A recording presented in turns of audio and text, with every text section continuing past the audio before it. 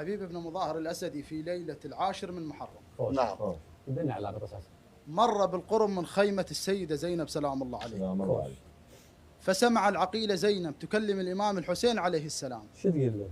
أخي هل اختبرت أصحابك؟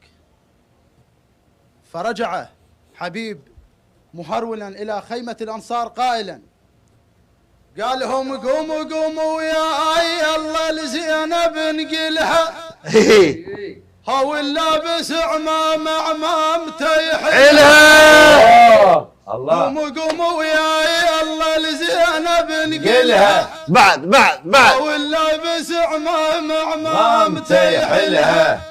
موش احنا لربعنا بعرك نخذلها. لا والله يا مذر خلنا وبالفزع نعيلها. الله اكبر الله اكبر. شياب بس العركه نعدلها.